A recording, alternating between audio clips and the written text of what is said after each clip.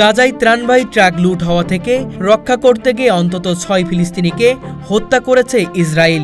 শুক্রবার ২৩শে মে এই হামলার ঘটনা ঘটে বলে জানায় ফিলিস্তিনের প্রতিরোধ আন্দোলন হামাস।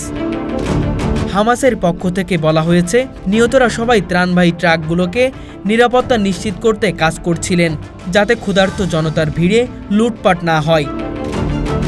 এই ঘটনার তীব্র নিন্দা জানিয়ে ফিলিস্তিনের একটি সাহায্য সংস্থার জোট বলেছে, ইসরায়েলি বাহিনীর এই হামলা ছিল পূর্ব পরিকল্পিত এবং আন্তর্জাতিক মানবিক আইনের স্পষ্ট লঙ্ঘন।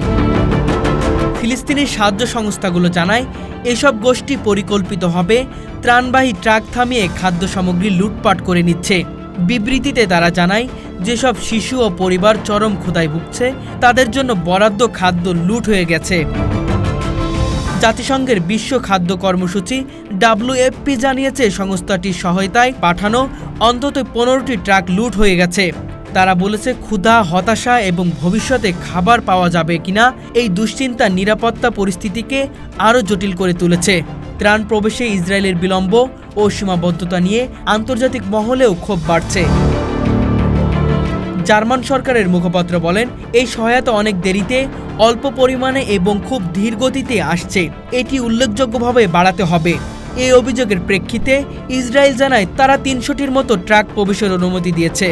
তবে সাহায্য সংস্থাগুলোর দাবি, এই সংখ্যা বাস্তব চাহিদার তুলনায় একেবারে প্রতুল্য, বিশেষ করে যখন গাজায় প্রায় ২১ লাখ মানুষ চরম খাদ্য সংকটে রয়েছে।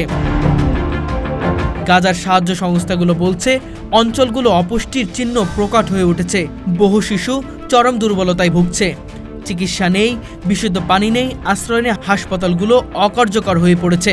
একজন আন্তর্জাতিক মানবিক পর্যবেক্ষণ বলছে, যদি এখনই ব্যাপক ও নিরাপত্তার সাথে ত্রাণ প্রবেশ নিশ্চিত করা না হয়, তাহলে গাজায় মহামারীর মতো দুর্ভিক্ষ ও মানবিক বিপর্যয় অনিবার্য হয়ে উঠবে। গাজা উপত্যকার চিত্র এখন এক মানবিক মৃত্যুকূপের মতো। রাস্তার পাশে সারি সারি ক্ষুধার্ত মানুষ, চোখে ক্লান্তি আর নিশারা। বহু পরিবার একমুঠো খাবারের আশায় ঘন্টার পর ঘন্টা অপেক্ষা করছে কোনো একটি ত্রাণের ট্রাকের জন্য, যেটা আদেও তাদের কাছে পৌঁছাবে কিনা সেই নিশ্চয়তাও নেই। ইসরায়েল একদিকে দাবি করছে তারা ত্রাণ প্রবেশের অনুমতি দিচ্ছে, বাস্তবে দেখা দিচ্ছে কেবল শামেল ও রাফা সীমান্তে দিয়ে ঢোকা ট্রাকগুলোর বড় অংশ সীমান্ত পেরিয়ে গাজা শহরের গভীরে পৌঁছাতে পারছে না। অনেক ট্রাক লুট হচ্ছে পথেই। হামাসের দাবি অনুযায়ী সাম্প্রতিক বিমান হামলায় নিহত ৬ ফিলিস্তিনি যোদ্ধা ত্রাণ ট্রাক রক্ষা করতে গিয়েই প্রাণ হারিয়েছেন। তারা বলছে, আমাদের যোদ্ধারা নিজের জীবন দিয়ে রক্ষা করেছে সেই খাবার, যেটা এক চিলতে আসার প্রতীক হয়ে দাঁড়িয়েছিল হাজারো ক্ষুধার্ত মানুষের জন্য।